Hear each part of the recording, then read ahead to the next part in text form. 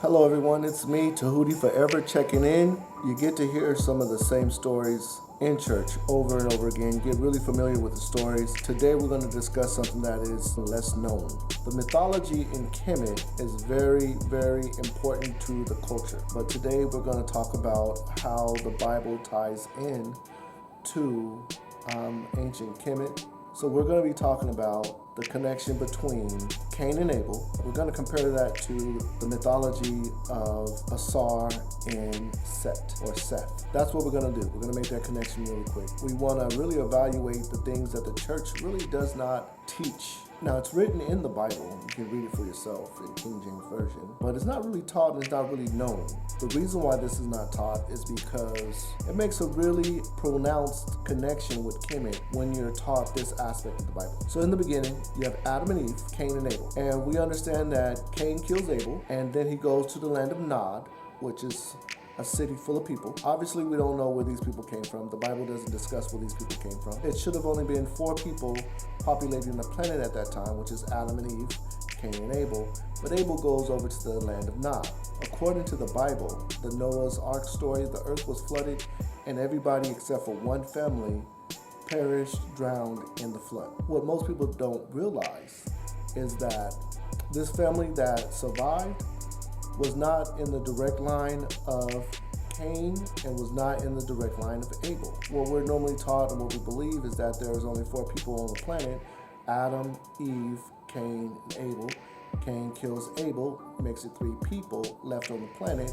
Then Cain goes to the land of Nod, finds a wife. What I want you to understand is that everyone who survived the flood is not in a direct line of Cain. Cain's lineage ended during the flood. No one in Cain's lineage survived the flood. Whose line is Noah in? Whose lineage is Noah in? It's not in Cain's, not in Abel.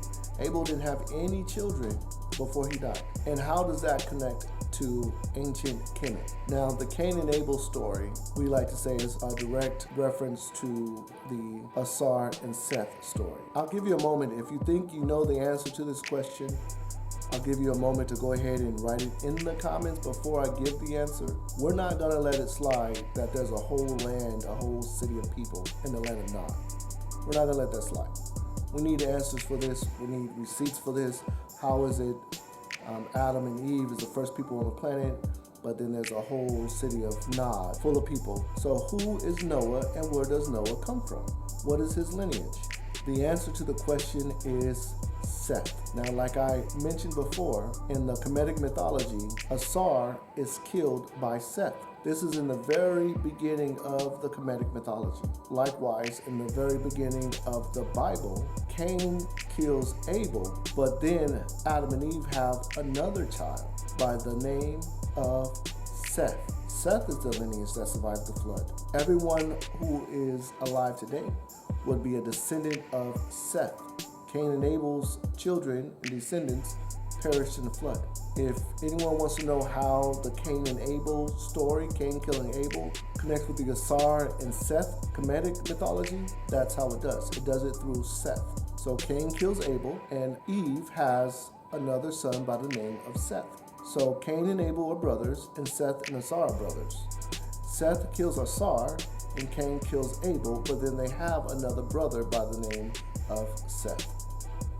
That's not a coincidence. Genesis 4, verse 25, King James Version. And Adam knew his wife again, and she bare a son, and called his name Seth. For God, said she, hath appointed me another seed instead of Abel, whom Cain slew.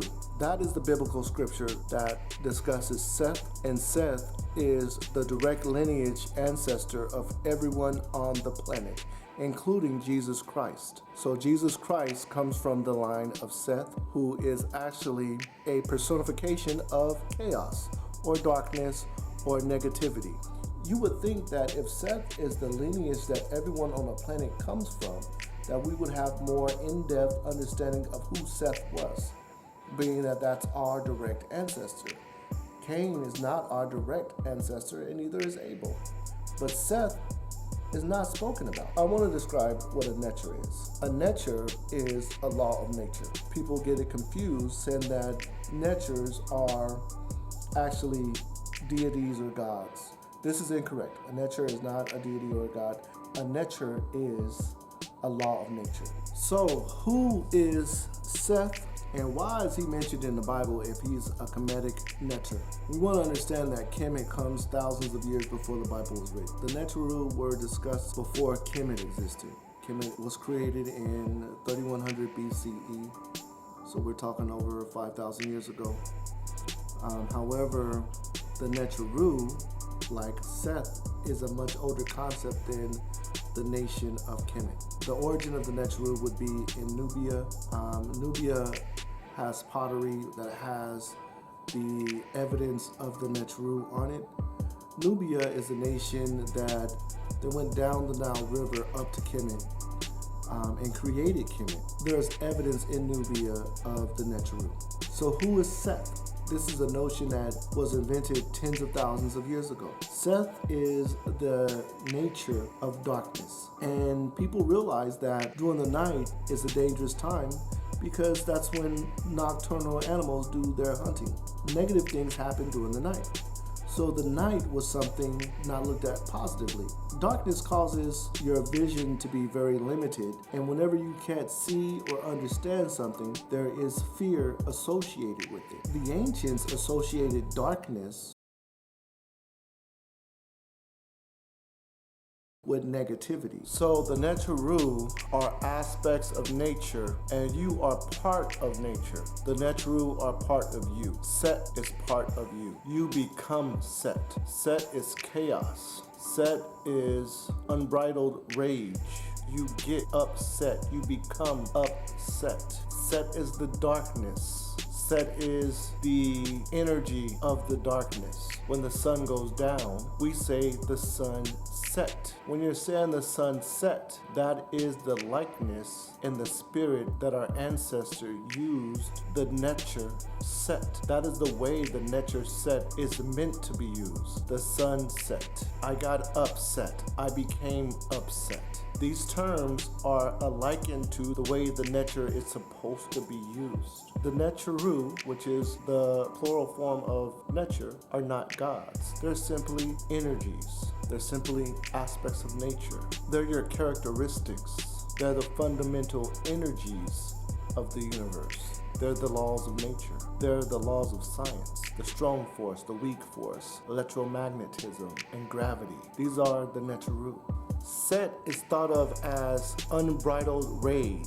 You can also describe Set as the desires of your corporeal form, the desires of your physical body, the thoughts of your flesh. In the mythology, Set helps to defeat the darkness. Set actually helps Ra to defeat Apep, which is the darkness. Set is not a purely evil energy. Set is a natural state, your corporeal state. Set can be considered a lower vibrational form of your desires, your lowest desires. Animal urges. What drives you to eat, what drives you to make love to your spouse, what drives you to anger, and what drives you to defeat the darkness. They obviously use Set to base the biblical character of Satan. However, Set and Satan are actually dissimilar, being that Satan is actually pure evil. Satan is wicked. Satan is the father of wickedness. However, Set is just an aspect of yourself, your pure desires.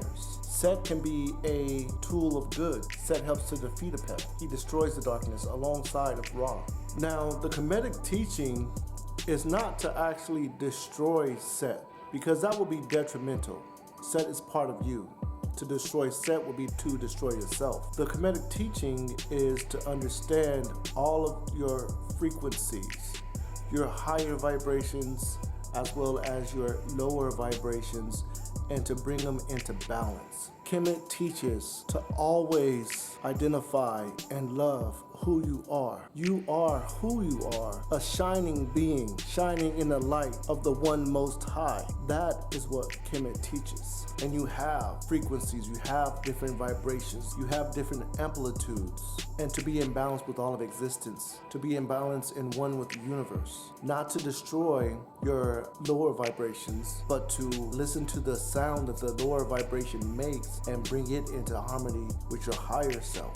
So why is Seth the son of Adam and Eve? Well, we got to remember that Cain kills Abel, and that is a definition of darkness or chaos. So why does the church not explain that every human being on this planet today is a descendant from Seth, not Cain and not Abel? Because there's a clear connection between Seth and the ancient Kemetic system.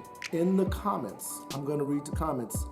I want you to put a 1 if this is the first time you've heard the concept of Seth in the Bible, and put a 2 if this is something that you've heard before, but you agree is not explained in church. Don't forget to share and subscribe, and I definitely appreciate you watching this video.